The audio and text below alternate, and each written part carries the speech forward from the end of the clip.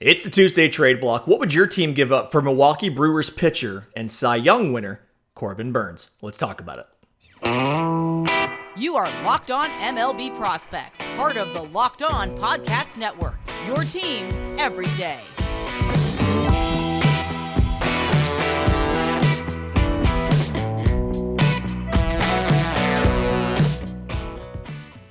Yes, welcome on in to Locked On MLB Prospects, your home for all things minor league baseball. I'm your host, Lindsey Crosby, baseball writer and podcaster. Thank you for making this your first listen every single day. And the Milwaukee Brewers have a potential roster crunch to figure out. They've got some fantastic pitching, Brandon Woodruff, Corbin Burnes, and the common assumption is that they're not going to be able to extend both of those guys.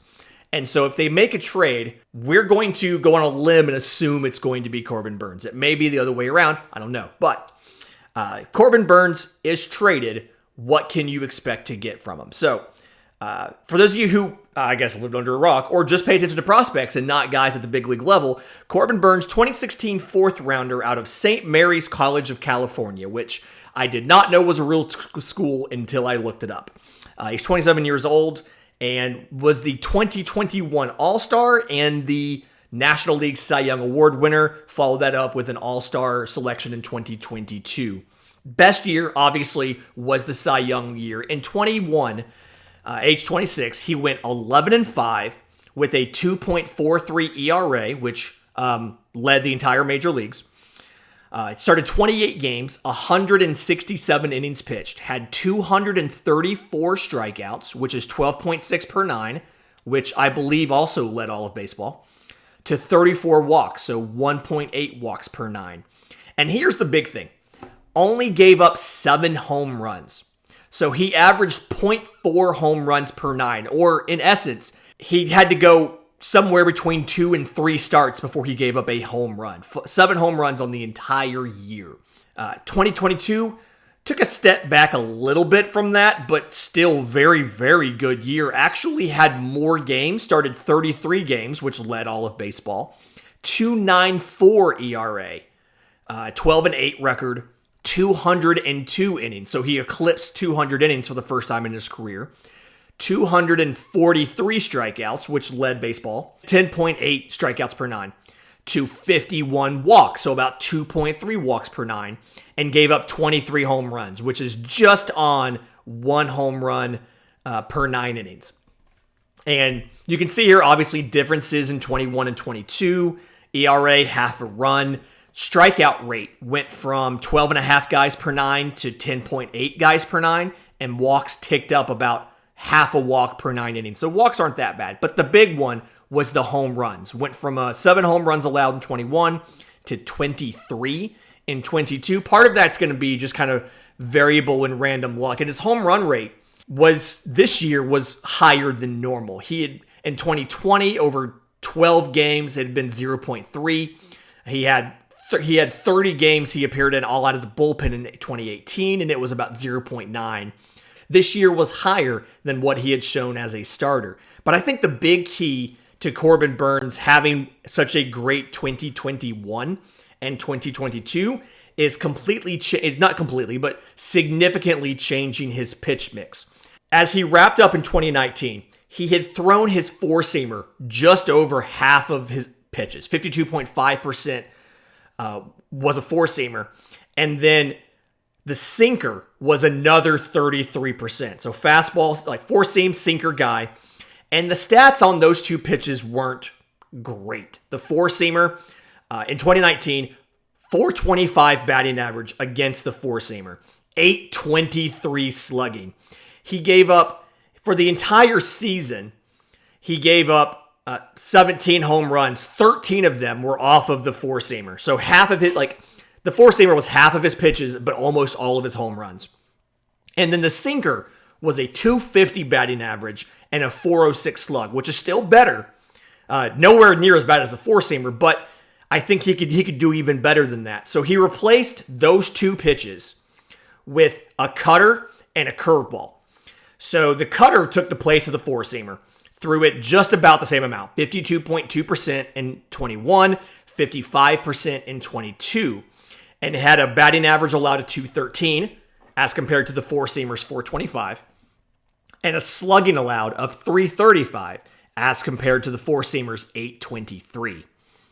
The curveball, replacing the sinker, curveball was about 18% of the time both years, 18.3, 18.4 between 21 and 22.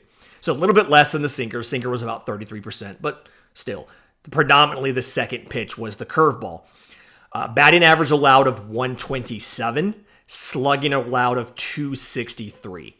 So even when a prospect gets to the big leagues, they're never really necessarily finished products when they're still in the lower half of their 20s, right? I mean, he debuted in 2018 as a 23-year-old, 30 games, all in the bullpen. Started 4 games of his 32 in 19, and then was predominantly a starter after that. Had 12 games in 2020, 9 of those were starts, and then started all of his games in 21 and 22 and became an all-star. But you can see, obviously, making significant changes to what he did as a pitcher going through his time in the big leagues. This being his 5th year, but his 4th of team control. He is an ARB1, so he got a $6.5 million contract for 2022 after winning a Cy Young in 2021. He's got 2 years of team control left, so 23 and 24. The 23 estimated arbitration figure comes out to about $12.7 million. So you've got 23, you've got 24, he'll be an ARB3 guy, and I can easily see him making $20+ million. And then 2025, he will be a free agent. I mean, he's cost effective. He's honestly one of the best pitchers in baseball. I mean, let's just be clear. He is one of the best pitchers in baseball. And I think at this point, were he to reach free agency, you're probably looking at closer to $40 million a year than you are $30 million a year. And I think something that may cloud this is the Josh Hader trade. Because Josh Hader was traded in season to the Padres, and you saw the reaction from the fans, and you saw the response on the field of the team and the performance. Team goes down in the standings. They plummeted right after that trade. The fans were upset and were angry about it. And so I think it's something where DeGrom and Verlander are in this year's free agent class. DeGrom's 34, Verlander's 39, but they're on the wrong side of 30, and both of them have had injury concerns somewhat recently, including DeGrom hasn't started a full season in at least the last 2 years. And so if Corbin Burnes makes it to the trade market, he is significant. Now, at the same time, you can also extend him, right? I think if you extend him, you're buying out 2 arbitration years.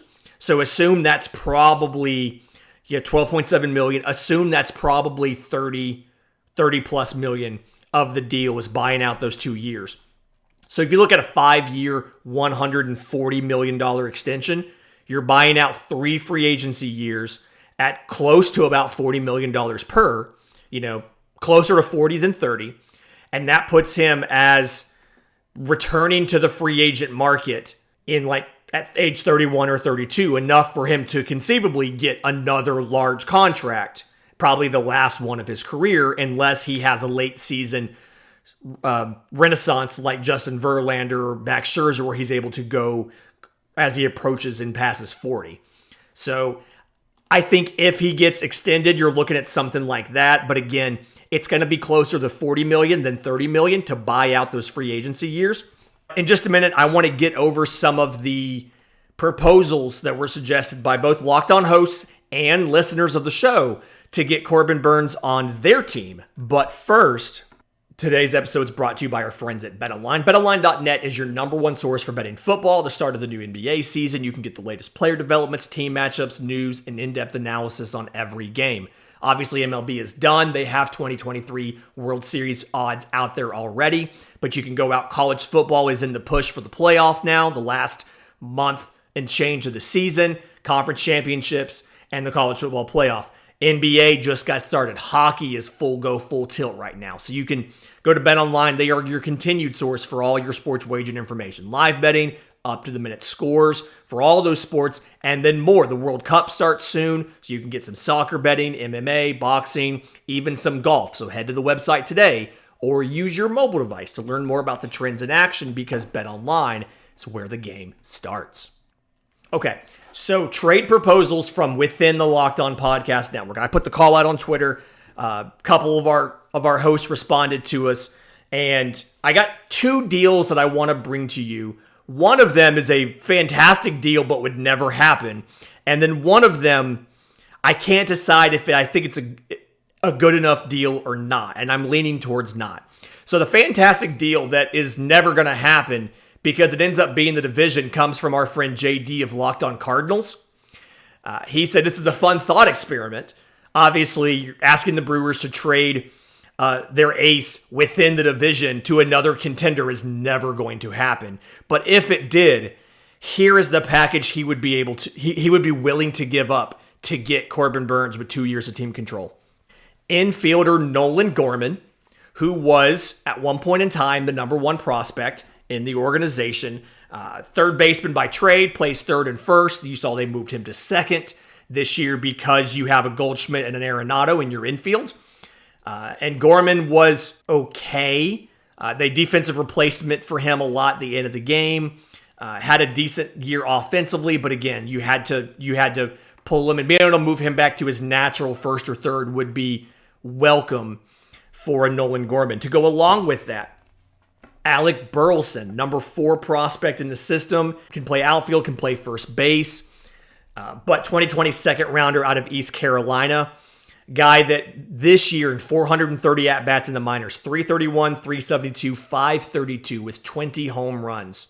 He's got a fringy arm, but he's got average defense in both left and right. Again, he can play first base. The footwork is good. The actions are good. He's really good at barreling the ball. As he's expanded the zone, the strikeouts have picked up a little bit, but I still think Alex Burleson has the potential to be very, very good. So, very promising piece there. Number 5 prospect in the system, right-hand pitcher Gordon Graceffo. So, 6'4", 210. Threw 140 innings this year. Starting off at high A. 2.97 ERA, 139 strikeouts to 28 walks. So, low walks, high strikeouts. Has really good ability to throw strikes. Doesn't walk a ton of guys, as you can see from the numbers. I'd say the slider's a plus pitch. Can absolutely throw it both sides of the plate. Feel good about that. Curveball's got good 2-plane break to it. Fastball can touch 98. Again, really good control both sides of the plate with that. Changeup is, I think, one of his better secondaries. I've seen people call it a slider. I think it's the changeup. It's got fading life. It's got sinking action to it. It sits above average. It flashes plus. I think that's where some of the discrepancy comes in, is the consistency. Kind of trying to work on that. But he's really good at getting into pitchers' counts, getting strikes early in the at-bat, getting himself into an advantageous position, and then making you chase something because he is ahead of you in the count. He has balls to play with. You don't have strikes to play with. So I like what I've seen from Gordon Graceffo. I think he's somebody who could make an impact at the big league level sooner rather than later, simply because he looks so polished. Now, granted, he did do most of that in Double-A this year in Springfield. 18 of his 26 starts were in Springfield, but I think that he's probably a Double-A to taste of Triple-A in bigs, or Double-A straight to the bigs next year. I think Gordon Graceffo is really close to being able to compete. To go along with him, a lefty in number 6 prospect in the system, left-hand pitcher Matthew Liberatore, 2018 first rounder by the Rays out of high school, 6'5", 200. Actually got into some games in St. Louis this year. Had a 5.97 ERA. So didn't look fantastic at the big league level, but absolutely has shown the stuff at the minor league level to be considered a top pitching prospect. I mean, best changeup in the system, has one of the better, if not the best curveball in the system, and just very good pitchability wise, very good with the arsenal. I think he's probably set to be a number 3. The fastball up in the zone is definitely a weapon. The secondaries, again, he's got that curveball that's really good. It's got like 2-plane break to it, 3/4 tilt to it, changeup, slider. I like what I see. The delivery looks repeatable. The arm action is nice and clean. And I don't think there's a lot of risk here, like there would be with a lot of other guys. I know it didn't work out at the big league level in his first stint, but I think he's one of those guys that will continue to get better as he gets more experience against these high-level hitters and is going to be fantastic. So if the Brewers were willing to make a trade within the division, I feel like this is a slam dunk trade. Now, obviously, they're not going to do that. They're not going to make a trade within the division to trade away their ace to a division rival. It's not going to happen. And if you were going to do that, you are going to ask for the world of this pick because it is within the division and it is to a rival. So you need to get as many high-level pieces as you can. There's another proposal here from our friend Brice Patrick of Locked On Rangers. And he's got 3 top 10 prospects plus a piece to offer. So he said, I've got number 3 prospect in the system, second baseman Ezekiel Duran. I've got number 6 prospect in the system, shortstop Jose Acuna, the younger brother of Ronald Acuna. And I've got number 10 prospect in the system, first baseman Dustin Harris, as well as unrated shortstop Thomas Segesi. So when you kind of look at these pieces, right? Start with Duran, 302, 344, 555 in 2022. He was a 2017 IFA. Fantastic power potential. The issue you have and the reason that they're looking to move him on here is he plays middle infield. Now, when he went to the Fall League in 2021, he played second, he played third, he played short. You've got options for him. But if you remember yesterday's show, you're talking about Josh Young starting off as your third baseman. You've got Seager and Simeon who got together $500 million. And then you have Nate Lowe at first. And so there's just nowhere to put him. It's something where his offense, his exit velo max was like 114 in 2022. His average was somewhere around 90, 91 miles an hour. He's getting much better against breaking balls. And so he projects out to have above average hit tool with a plus power tool. Power potential is obviously there. He can manage the strike zone a lot better. And he got a brief cameo in the big leagues and he looked the part as well. And so it's a piece where you got to find a place to play him or you've got to move him. And defensively, his range is kind of limited. His internal clock's a little iffy. He's got the arm strength, but the accuracy's a little off. And so that's why they moved him from short to third to second. So absolutely a guy that would be valuable, and you can see the Brewers using someone like that were they to make the trade. Going along with that is you've got Luis Angel Jose Acuna, 2018 IFA out of Venezuela, again, younger brother of Ronald Acuna, was named a Fall Star. It's an All-Star for the Fall League in the Arizona Fall League this year. But on the season, 277, 369, 426. Very, very good defender. Plus arm, very smooth at short, has the speed where if you need to move him to the outfield, you can do that. Has the arm to play third if you need him to. A little bit of a smaller player, but very aggressive at the plate. I actually think he led his minor league affiliate in home runs in 2021. Very good at understanding the strike zone, very good at understanding how you can apply that. Again, a guy that has the skills to move to the outfield, but can stay in the infield. And if he goes to the Brewers, you have an opportunity to bring him up as an infielder, keep him in the infield at shortstop versus moving him. To go along with this, first baseman Dustin Harris. So 2019 11th rounder by the Oakland A's, and then was traded as one of 2 players for Mike Minor in the middle of 2020. Plus contact, above average power. Had about 330 minor league at-bats this year, 257, 346, 471, with 17 home runs and 19 stolen bases. He was playing a lot of third base. It's kind of one of those, we're going to move him to first base. He worked a little bit in left field and instructs, and there's a question about whether or not he can make it work, but feels like he's more of an infielder than an outfielder. Depending on how you feel about Rowdy Tellez and some of the other options at first base for the Brewers, this could feel quite appealing here. Offensively, that's really where he shines. He was the only player in the entire minor leagues in 2021 that had 20 or more doubles, 20 or more home runs, 20 or more stolen bases, struck out less than 100 times. Didn't quite hit those numbers this year because he missed some time. Only got about 330 at-bats.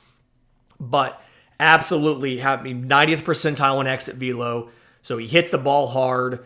He runs well. He does the things that you need to do to be an impact offensive player. And so I think I like this package, and that's not even counting non-ranked shortstop Thomas Segesi, who's another natural outfielder. So you could move Acuna to the outfield if you wanted to and have Thomas Segesi as a natural shortstop and have, 3+ defenders in this package as well as some guys that hit for power. It feels like a very good package. I don't know if it's enough for the Brewers to take it, but I feel like this is not an automatic hang up. This is a maybe counter offer. Maybe you ask for one more piece. I don't think you're going to get a Jack Leiter. I don't think you're going to get an Evan Carter. I don't think you're going to get a Kumar Rocker or a Brock Porter. But go out, find another guy, maybe a pitcher, maybe a right-hand pitcher, Cole Winn, left-hand pitcher, Cole Reagan. Find one of the Coles you like, and ask for another piece. That's maybe a counter offer and make a deal situation. In just a minute, Philip sent us 3 different packages for different teams, which are all really interesting. We're going to get to these next on Locked on MLB Prospects. And we're back. The trade, the packages, this comes from listener Philip. He sent these via email. If you have ideas for the Tuesday trade block, I'm on Twitter at Crosby Baseball, show's on Twitter at Locked on Farm, or you can email us, lockedonmlbprospects@gmail.com. He sent 3 offers from 3 different teams for Corbin Burnes. So I'm not sure exactly which team Philip even roots for, but he sent 3. And we're going to take these from, I feel like, from least likely to most likely. So one of these deals was from the Dodgers. And this deal was former number 1 prospect, second baseman and shortstop Gavin Lux. Number 2 prospect in the system, right-hand pitcher Bobby Miller. And number 3 prospect in the system, corner infielder Manuel Vargas. So I'm not sure if the Dodgers, this feels like a very Dodgers move. The only thing that I question is right now, unless you sign a free agent, which is entirely possible, Gavin Lux is going to move to shortstop once Trey Turner leaves. Now, again, that is assuming Trey Turner does leave in free agency. Obviously, Dodgers have a ton of money. They can do a lot of things. But the common thought process would be you need Gavin Lux to play shortstop, but it's the Dodgers. They could go out and pay for just about any shortstop they wanted. I could see a situation where they brought in a shortstop, one of the free agent shortstops, like a Correa, like a Swanson, who has the same agent as Freddie Freeman, by the way. Something like that. Make this trade, because Gavin Lux is superfluous. You don't need him anymore at shortstop because you bring in one of the free agents, or you could keep him and go sign an outfielder like an Aaron Judge or somebody like that. But Manuel Vargas being third base, first base, feels like at first, obviously, you're blocked by Freddie Freeman. At third base, Justin Turner's I think a candidate to not come back. Max Muncy already has an extension. He can play second. He can play third. You've got flexibility. You've got a place to play Manuel Vargas. But if not, he would be a trade candidate. Bobby Miller's a guy, especially if you're getting to Corbin Burnes, you can part with that. It's a very tempting package, 2 top 3 prospects and a former number 1 overall prospect. I feel like the Brewers are probably going to ask for one more piece. I could see outfielder Andy Pages, number 7 prospect in the system. We've talked about him a lot before. I could see him being asked for in this package as well. Ultimately, I don't think it happens, but it's a very interesting package. The second package, which I feel like this team would probably think it was too much to make the deal, but it all depends on what happens in free agency, is the New York Mets. If Jacob deGrom does not come back, there's an obvious opening for a second stud pitcher to partner with Max Scherzer. And so the package suggested by Philip is number 2 prospect in the system, third baseman Brett Beatty, made his debut this year. I think he hit a home run in his first game, maybe his second at-bat. Got an elbow injury, was out for the rest of the year. That was later in the year when that happened. Number 3 prospect, 2022 draftee catcher Kevin Parada, the catcher out of Georgia Tech. Number 5 prospect, third baseman Mark Vientos. Big power bat, can play third, can play first. Number 7 prospect in the system, shortstop Ronnie Mauricio. And number 9 prospect in the system, right-hand pitcher Blade Tidwell, draftee out of Tennessee. So you've got a lot of top prospects. You've got 5 top 10 prospects, 3 top 5 prospects. This is the type of deal I feel like if Jacob deGrom resigns, this doesn't happen. If Jacob deGrom leaves the New York Mets, I very much could see the Mets making this trade and going ahead and extending Corbin Burnes.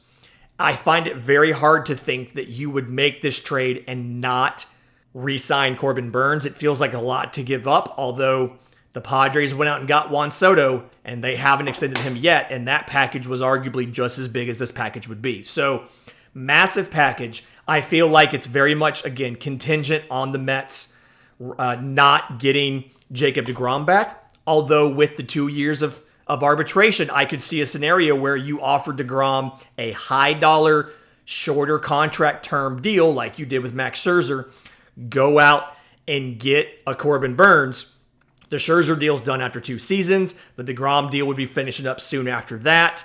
You can extend Corbin Burnes with the Scherzer money. I can see a whole scenario where this works out. So this is really intriguing. The National League East does not want this to happen because you've got, arguably, if they're all healthy, 3 number 1 stud pitchers on the same team in the same rotation. What a way to come in and do a series. Yeah, our series, we have to go up against deGrom, Scherzer, and Corbin Burnes back to back to back. What a 3-game series that would be for a fan to watch, for an opposing team to go up against. The third deal, and the one that I find the most interesting, is the Toronto Blue Jays. So this deal here, the proposal here, is catcher Alejandro Kirk, who was your primary DH this year. Him and Danny Jansen split time with Gabriel Moreno, the number 1 catcher, in the minors, and then coming up when you had Jansen miss some time, so Moreno came up, things like that. You obviously have a surplus at catcher because you have these 3 guys. So moving Kirk, the one who they feel like is the least proficient defensively, I can see them making that choice. I think Moreno or Kirk are kind of interchangeable here. Moreno's a little more of a milestone, and that may be a counter in the offer, is we want Moreno instead of Kirk. But Alejandro Kirk, 2 left-hand pitchers. Left-hand pitcher Ricky Tiedemann, number 2 prospect in the system. Left-hand pitcher Brandon Barrera, number 4 prospect in the system. And then third baseman Tucker Toman, number 8 prospect in the system. And 77th overall pick. And so this one's really interesting because there's so many ways you can do it here. This is kind of an acknowledgement by the Brewers that, hey, we don't need a ton of help at the big league level. We're going to need pitching to replace Corbin Burnes. Ricky Tiedemann would be ready before Brandon Barrera was. Reminder, Brandon Barrera was a prep player that was drafted this year. But this would give you something for more recent, something for down the road. This would give you a catcher who can DH, and I think can play a little. I think Kirk can play a little first base as well. And again, they may counter with Moreno over Kirk.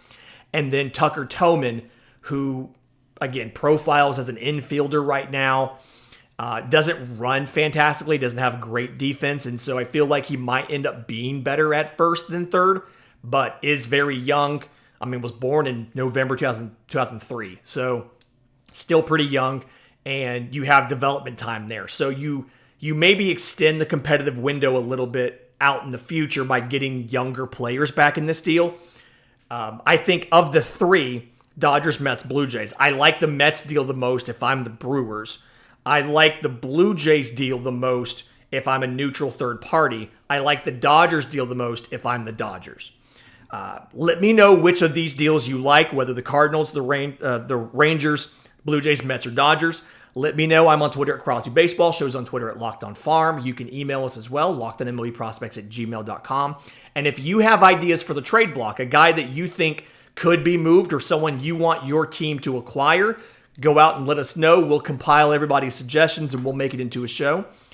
Until tomorrow's show, this has been Locked On MLB Prospects.